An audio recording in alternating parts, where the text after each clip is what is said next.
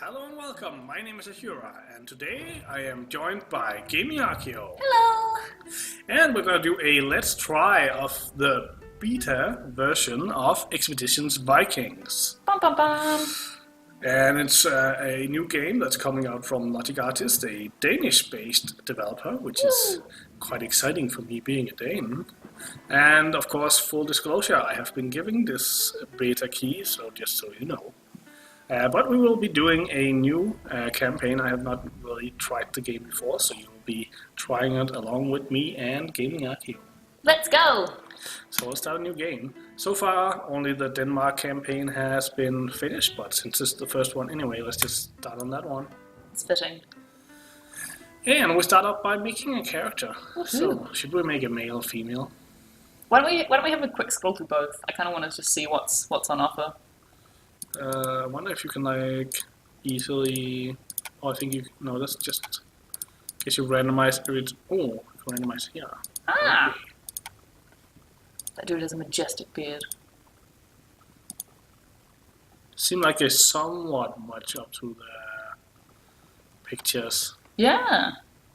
There's kind of an interesting diversity actually, Yeah. people tend to think of Viking people as being very stereotypically especially Swedish looking, tall and blonde hair, which is not really the case at all. No. So it's kind of interesting to see that they've actually put a lot of the diversity into character selection. It's kind of nice. Yeah, I'd say in Sweden and Norway they were more blonde, but in Denmark especially they were more mixed because there were so many Germanic people living here as well. Yeah, exactly. And a large portion of the Viking expedition kind of era was Viking peoples and traders going out, and lots of people coming back as well. So it was a lot more. Same with medieval Europe. It's way more mixed than people think of or has been previously portrayed in popular media. This portrait. Let's see if we can make this guy. I like his beard. Let's say blue, and then he has let's say red. And then we need to make him probably medium. Medium, yeah. And then he has a actual beard. Oh, this is face. Okay, so beard. There we go. That looks pretty good. Yes. And he had no hair. There we go. And tunic, symbol, leather, fancy. Fancy pants. Oh, I like the fur one. Yeah. That looks cozy. And then heavy sleeved, braces, or light sleeves. Or bare. Not bad. You'd freeze. I quite like that one. Heavy sleeved. Yeah. And boots, sandals, wrappings, cloth shoes. Let's go with boots. Boots look pretty good. Okay, and colors. I kind of like the colors that he has now. The blue is not completely typical because that is not very typical because it's quite difficult to make those colors. But the green's quite nice. Yeah. Quite like this tunic color, kind of saffron-y. It's pretty. And what is the name? Niflstein might be a little bit one off. Jalfi, Rolf, Ketilbjörn. I quite like that one because it has bear in it. Hopefully you've gone past it now. I can write it again. Okay. Oh, that's Ketilbjörn. There we go. And we want his father's name to be Gandalf. Yeah. Gandalf. I mean, he's a bit of a wizard then, right? Yeah. Love it. The well-known Norwegian Danish Viking wizards. Viking wizards. Don't make fun of me for using wrong pronunciation just because I'm from Denmark. It's okay. You So- can mock my Danish pronunciation. So this is as far as I've been in the game basically, but there's a bucket load of skills, to say it with nice words. You have to choose weapon skills, offensive skills, support skills, utility skills, and passive skills. So is it across, you have 50 skill points and you can just pile them into whatever you want, or is it... Yeah, and so as far as I've seen, the more points you put into something, the more expensive it gets. So you can either choose to be very good at something to start with, or you can choose to be good with many things. Okay. Let's start with our primary stats. I feel like... I think it's kind of cool. They've selected runes which actually correspond to the anglicized things, kind of. I'm thinking since we're like a probably gonna be like a Jarl or Thane, they value strength, so we should probably be pretty strong. Yeah. Damage strength is generally base damage, yeah, and physical resistance. It seems pretty good. Hit points probably good. Yeah. Base damage with knives and spears. Kind of fisticuffs. Accuracy with ranged weapons. D&D has taught me that perception is kind of necessary, but it's not really my playstyle, so... It does reveal additional information during dialogue. What Yeah. about sense? Mental resistance. Well, I mean... I feel like this Crazy. guy is gonna be like a fighter dude. Like Yeah. he has the scar down his Yeah, face look and at him. stuff. So let's just go for extra strength and endurance. Love it. And then Commit to it. there is, I think this is one-handed melee axe. Dane axe is the two-handed melee axe. Yes. I'm gonna be Go for a it. berserker. And do we want any other weapon skills? Maybe some long range. Just commit to the Danax. Let's check out the other things. Okay. So we have. Oh, there's so many things. Charge. I remember this, like, I played a little bit of the earlier game I did, Expedition Conquistador, and Yeah. there was also an enormous amount of skills in there. Ooh, free for all characters, interrupt. Ooh, maybe they should fix description ability here. Postpone a ranged attack until you have at least a 75% chance to hit an enemy during the enemy turn, or until an enemy closes to within 6 hexes. So hex-based we know now. Yes. Dual wielding, probably not worth it with two. Oh, this seems like a good idea. Critical strikes are always good. Yeah, You can, like, force exactly. them.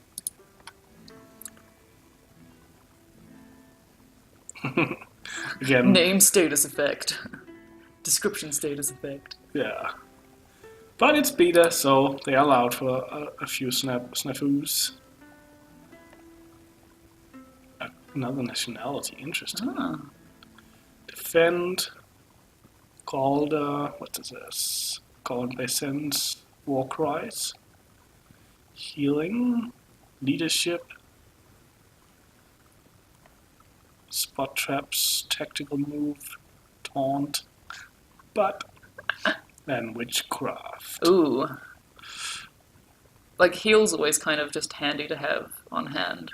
But Yeah. it's kind of hard to, like, having not been into the game, to know what's going to be good. I feel like if this is like a combat character, we should like go for some more combat things and then maybe get a heal. I think it's a party bait game. I'm pretty sure it's a party bait game. Okay. Um, Is that based on sense still, though? The defend? Because we have, like, nothing in sense. no, this is. I don't think it doesn't seem to be. It just gives damage reduction. Okay. Let's take some of that. Utility skills. Cooking, crafting, diplomacy, guarding, tinker, scouting, bearing. I feel like diplomacy is probably good if we're gonna be like the thing. Yeah. And Oh, you maybe, can upgrade it multiple times. That's kind of cool. yeah. But as I said, like it gets more expensive every time you do it. Yeah. Well, I guess it depends on what we want to go. Anyway, should we have a look at the And then last? Oh my god, there's so many. Ooh, bloodthirsty.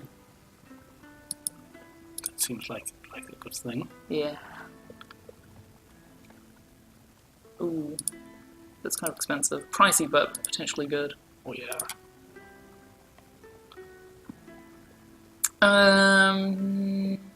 Just 10. The hit points, like, it's kind of a casual lone wolf. Again, it's, like, hard to know. I feel like it's more gonna be with parties. Party, yeah.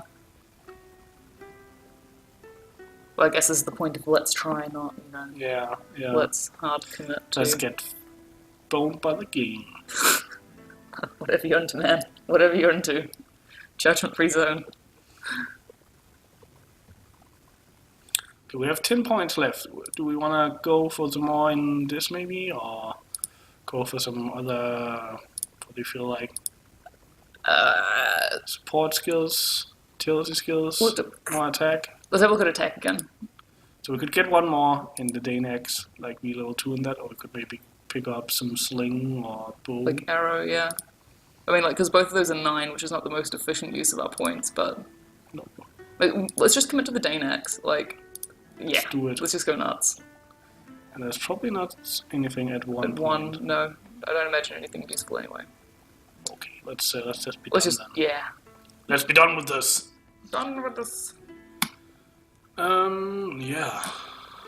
Finish creating character. You can assign them later. Cool, okay. Okay. Yes. Yes, is what I want to click there. Excellent. And now for the intro.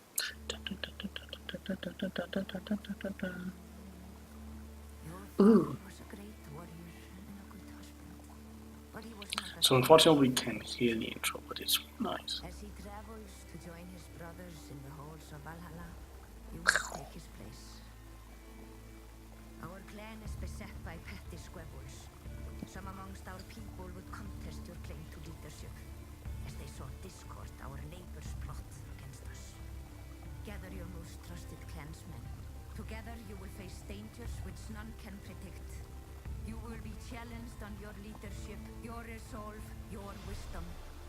Build a ship and take your housecarls across the sea. There's a really interesting art style. Yeah. Outside the Norse lands. If you show yourself to be bold, the gods will follow you into battle. Your legacy will live for 1,000 years beyond your time. Our clan must prevail. As a complete side note, I am so thrilled to finally see like a Viking-based game which doesn't include having copious horns on helmets and actually includes like fairly legitimate, if not very legitimate, clothing and weapon representations. Yeah. Vikings with horns was kind of not a thing, except for in English stories. Yeah. Aid me, Odin, in my effort to bind the struggles of a bygone time. And then it disappeared. It is the evening of your father's funeral. Oh man, that's a depressing note to start on. When you close your eyes, the image of his blazing ship shimmers in the dark behind your eyelids. It is not a common ritual this far south, but your mother Astrid, who hails from the land of the Geats, insisted on it. All of the thanes of the neighboring clans have come to attend your feast in his honor. Your father may not have been the most successful thane, I think it's thane, Yeah. but as a warrior, he commanded the respect of many. The guest of filing into your longhouse, the thanes enter first, each trailing a modest group of warriors. Bum, bum, bum. Your mother leans in to whisper a few words of advice before she takes a seat. You should greet each of the thanes before the feast begins, but listen well to their words. Oh, few of them would benefit from making this a smooth transition. It will be important to know where they stand. Wow, she has a really long last name. She has many beats. Ingvarsdottir. Ingvarsdottir. Yeah, so daughter of Ingvar. Yeah. So, exploration. Characters with golden nameplates have dialogue for you. Click them. Oh, that's actually nice. Yeah. You don't have to click on every single character. You can just be shown. And there's also some markers here for your objectives, optionals, and you have to see though. Okay. Next, let's talk to some people. Oh, goodness. Quest marker, you can choose, turn these off in the game setting, blah, blah. And so non-mandatory things. Cool. So right away we can see we have a couple people. Oh, it's moving. We have some people we can talk to that doesn't even. What's this happening? I feel like. Oh, with the. So there's a lot of people we can talk to that doesn't necessarily are included. Let's just talk to some people. Should we call to the things first? Yeah, let's. So Ragnhildir the White is most influential of your guests. As the vassal of King Sigurd Høring, she is the current ruler of Denmark. She has come from the trade hub of Ribe to the south, where she presides as Jarl. She nods politely as you approach her seat. It was a beautiful ceremony, Kettlebjorn. I extend my condolences for the loss on behalf of Riva and of the king. I must tell you, I advised him not to seek out the isles across the sea. We've all heard the stories of the unprotected coasts and their treasures, but there is more danger than the rumors let on. I'm not surprised they claimed his life, but I am glad, at least, he died with a sword in his hand. So, we could ask if he knew our father, or we could just thank her. I wonder what these, I think Ooh. inquire dialogue options are not mutually exclusive with the other options. The conversation will return here afterwards. General dialogue options will progress the conversation and end. This is nice. I quite like. It always frustrates me in games which are dialogue option based when they don't tell you which are like. Yeah. Either that they tell you this is an important option, whereas just having it as an icon is kind of nice. Yeah. So you can get some more information. Let's get some more information. Let's click that. Did you know Gandalf here well? I knew him as a warrior. We fought together on the Brave of there, and he struck me as a shrewd tactician. When your king needs you, I hope that you will serve him as well as your father did. Oh, and we got another option for that. Ah! So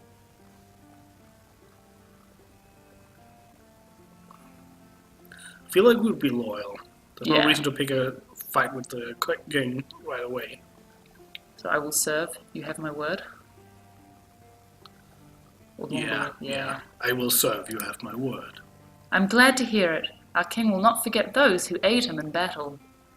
And I think we should probably not insult her by saying that we would rather have seen the queen. No, exactly. So, thank you for accepting the invitation. We are honored that you could make it. Of course, your father's sword will be missed in our struggles against the Franks. If you'll excuse me, I must do the rounds. Enjoy the feast. The old shield maiden smiles. She gracefully slides back down into her seat, whereupon she spears a large piece of chicken with her knife and dumps it on their plate. End dialogue. So what do you feel about the inclusion of shield maidens? It's archaeologically it's quite controversial. There's a lot of, or not a lot of evidence either way, but there is evidence that suggests the inclusion of them at quite a high level. But I don't think we've really, I don't know, I'm not an archaeologist from this period, but certainly a lot of the evidence which had previously supported shield maidens being really prominent, if not completely equal, has been basically overturned quite recently. So it's interesting to see them included, and I think it's really, really nice, and it'll be super interesting to see how they kind of progress that side of things. Yeah. Because I think whether you want to or not, whether you choose to be completely accurate to the best archaeological information now, or whether you choose a different path, you're still making a commentary about the past, and so it's always interesting to kind of unpick why is this representation here, and how does that influence us as players thinking about the past? And so far, we've only seen 5 minutes, but yeah, it's good. It's really good so far, and very interesting. Let's call to Skull Cleaver. Skull Cleaver. I guess he's a nice guy. Skull Cleaver. Skull Cleaver is the Thane of Yelling, which borders your area. Yelling is a large territory, and Skule is one of the most powerful things in Jutland. Yelling has prospered under his rule. Good for him. Skule pushes himself away from the table with his foot, the chair making a grinding sound across the wooden floor. His face shows earnest sympathy. Ketilbjörn, my boy, so sorry about your father. Is there anything the people of Yelling can do to aid you in these trying times? Don't hesitate to ask. I think we accept. Yes. It is the most, what do you say? Polite thing to do, yeah. Yes. Of course, we must all stand together against the Frankish threat. Yeah, damn those Franks. Oh my goodness. Skule leans toward you, resting his elbow on the table. Tell me, what are your plans for this place? How will you lead your clan? Ooh. Oh my goodness. I feel like we don't really know him that well. We don't wanna like expose too much. Yeah, and we also don't want to Oh, be it's like. interesting to go back. Oh, I hadn't seen that. that's kind of cool. But I also don't want to like throw him off. No, exactly. We need the favor of the gods if we are to prosper. That's a nice, like, middle ground answer. Yeah. Schooler cocks his head to the side and regards you appraisingly. You must have gotten that notion from your mother. I know your father never cared one dolt about the gods. He lets out a deep sigh and leans back into his seat. I am sure you know I fought with your father many years ago. We were very much of a similar inclination, he and I. That man had a real taste for battle, not like his brothers. Mark my word, Ketilbjörn, true bonds are fought in battle, not bound in blood. He came to me for advice before he mounted his last journey. On account of my ties to Kaupang, I should have warned him better about what he was getting himself into. So, have you heard about Kaupang? Is that the king? I cannot. No, Taupang is a region in Norway. Oh, no, but it's a person here, I think. I don't know.